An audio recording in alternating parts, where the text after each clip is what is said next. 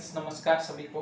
मैं Narendra, public health nursing officer, Delhi सरकार में कार्यरत, स्वागत करता हूं आप सभी का आपके अपने YouTube channel CNA nursing academy पर। तो फ्रेंड्स, एक्चुअली मैं अभी इसकी वीडियो बना चुका हूं और मेरे माइक में कुछ खराबी हो गई थी, तो आवाज़ बीच में चली गई थी उस वीडियो में। तो इसको मैं दोबारा से विदाउट माइक के इसको बना रहा हूँ, तो थोड़ा सा आवाज़ कम आ सकती है, लेकिन आपसे रिक्वेस्ट है कि प्लीज़ थोड़ा सा एडजस्ट कीजिएगा। तो फ्रेंड्स, अब तक हमने जो ऑन्कोलॉजी में देखा वो हमने इंट्रोडक्शन देखा, ग्रेडिंग स्टेजिंग देखी, वार्निंग साइन देखे और रेडियोथेरेपी देखी, सर्जरी देखी, कीमोथेरेपी देखी। उसके बाद में हमने बोन मैरो ट्रांसप्लांटेशन देखा, ल्यूकेमिया देखा। और इसी क्रम को, इसी सिलसिले को आगे बढ़ाते हुए आज हम जो बात करने जा रहे हैं वो लिम्फोमा के बारे में, और दूसरा हमारा टॉपिक रहेगा मल्टीपल माइलोमा के बारे में। तो सबसे पहले फ्रेंड्स, लिम्फोमा के बारे में बात कर लेते हैं। नाम से ही पता चल रहा है कि लिम्फ में कोई ओमा हो गया, मतलब लिम्फेटिक सिस्टम में जो सेल्स होती हैं, एक्चुअली जो हमारा जैसे ब्लड सर्कुलेटरी सिस्टम होता है उसी तरीके से एक अशास्त्रीय सर्कुलेटरी सिस्टम भी हमारी बॉडी में रहता है, उसको हम लिम्फेटिक सिस्टम बोलते हैं। उसमें बहुत सारी चीज़ें इंक्लूड होती हैं, जैसे लिम्फ उसमें इंक्लूड होता है, लिम्फेटिक वेसल्स होती हैं, कुछ प्राइमरी ऑर्गन्स होते हैं जैसे बोन मैरो है, थाइमस है, कुछ सेकेंडरी ऑर्गन्स होते हैं जैसे स्प्लीन वगैरह है। और ये सब चीज़ें पूरी चीज़ें मिलकर ये लिम्फेटिक सिस्टम बनाती है। तो वो जो लिम्फेटिक सिस्टम होता है उसी में दो जो सेल्स होती हैं, और ये जो लिम्फेटिक सिस्टम होता है हमारा, वो एक्सेसिव जो फ्लूइड होता है बॉडी में उसको जो इंटरस्टिशियल जो फ्लूइड होता है उसको वापस ब्लड सर्कुलेशन में डालता है, कुछ फिल्ट्रेशन करने का काम भी करता है, कुछ फैट एब्जॉर्प्शन का काम भी ये करता है, साथ में कुछ इम्यूनिटी डेवलपमेंट में भी ये अपना योगदान निभाता है। तो फ्रेंड्स, जो लिम्फोमा में क्या होता है, जो हमारी बी सेल्स होती हैं और टी सेल्स होती हैं, उसी के इनमें क्या होता है, अब नॉर्मल सेल डिवीजन स्टार्ट हो जाता है। हम सभी जानते हैं कि कैंसर में क्या होता है, कैंसर में सेल्स में अब नॉर्मल डिवीजन होता है और धीरे धीरे वो क्या बन जाता है, एक ट्यूमर बन जाता है। तो इसी के आधार पर हम लिम्फोमा के दो भागों में डिवाइड करेंगे, एक हॉजकिन लिम्फोमा, एक नॉन हॉजकिन लिम्फोमा। तो आइए चलो देखते हैं। ये एक ब्लड कैंसर है, इसमें ये हिमेटोलॉजिकल मैलिग्नेंसी है। मैलिग्नेंसी टर्म हम सभी को पता चल गया है कि बिनाइन और मैलिग्नेंट दो तरह के होते हैं। तो मैलिग्नेंसी मीन्स कैंसर। इसको थोड़ा सा जल्दी करेंगे, मोटी मोटी चीजें मैं आपको बता देता हूँ। तो जो लिम्फोसाइट्स होती हैं, बी सेल्स और टी सेल्स, इसके आधार पर कि कौन सी सेल्स में अब नॉर्मल सेल डिवीजन स्टार्ट हुआ है, इसके आधार पर लिम्फोमा को दो भागों में डिवाइड किया गया है, एक हॉजकिन लिम्फोमा, एक नॉन हॉजकिन लिम्फोमा। जो हॉजकिन लिम्फोमा होता है उसकी एक स्पेशल पहचान होती है, रीड स्टर्नबर्ग सेल। ये सेल साइज में बहुत बड़ी होती हैं, ये मल्टी न्यूक्लिएटेड सेल्स होती हैं और ओवल आई की तरह इसकी जो अपीयरेंस होती है वो उल्लू के आई की तरह दिखाई देती है। और ये हॉजकिन लिम्फोमा की स्पेशल पहचान है। रीड एग्जामिनर पूछ सकता है कि रीड स्टर्नबर्ग सेल कौन सी डिजीज कंडीशन में पाई जाती है, तो वो हॉजकिन लिम्फोमा आपको आंसर करके आना है। ये 15 से 35 साल की एज में ये होता है, और इसमें जो सर्वाइकल लिम्फ नोड होता है उसमें इन्फ्लामेशन स्टार्टिंग कंडीशन में देखा जाता है। इसका प्रोग्नोसिस अच्छा है, 80% केसेस इसके ठीक हो जाते हैं। जो नॉन हॉजकिन्स लिम्फोमा है ये मोस्ट कॉमन होता है, और इसमें दोनों सेलों में, मैंने बताया कि बी सेल और टी सेल दोनों जो लिम्फोसाइट टाइप है, इसमें दोनों में अब नॉर्मल सेल डिवीजन स्टार्ट होता है, और ये अग्रेसिव होता है, बड़ी रैपिड तरीके से होता है। इसका जो प्रोग्नोसिस है वो भी पुअर होता है। आगे हम बात करते हैं इसकी स्टेजिंग के बारे में। स्टेजिंग में क्या होता है, स्टेज फर्स्ट में यदि सिंगल लिम्फ नोड अफेक्ट है तो उसको स्टेज फर्स्ट बोलते हैं।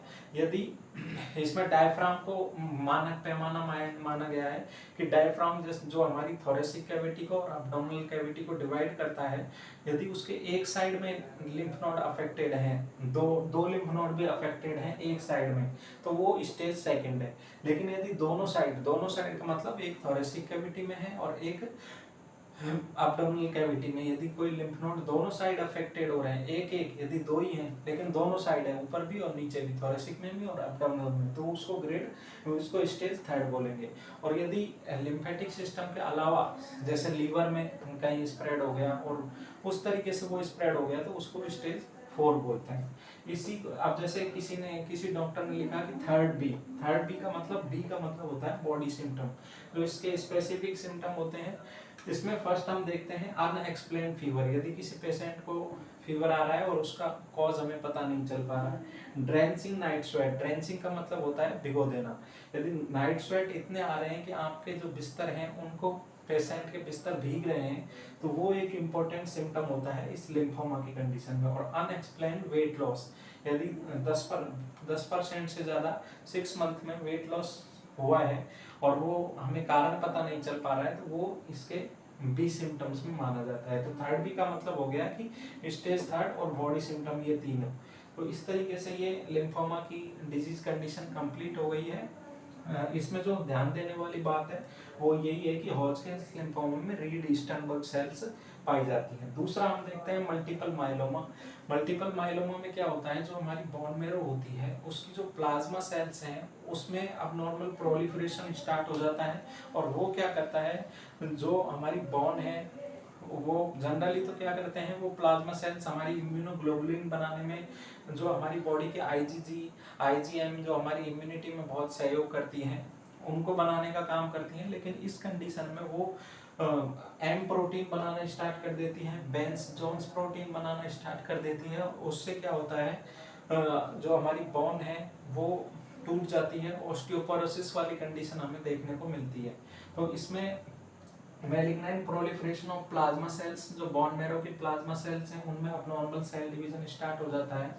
उसका जो क्रैब के नाम से इनके सिम्टम्स को याद किया जा सकता है। सी का मतलब कैल्शियम इंक्रीज, यदि बॉन्ड टूटेगी तो हमारी बॉडी में कैल्शियम का लेवल बढ़ जाएगा।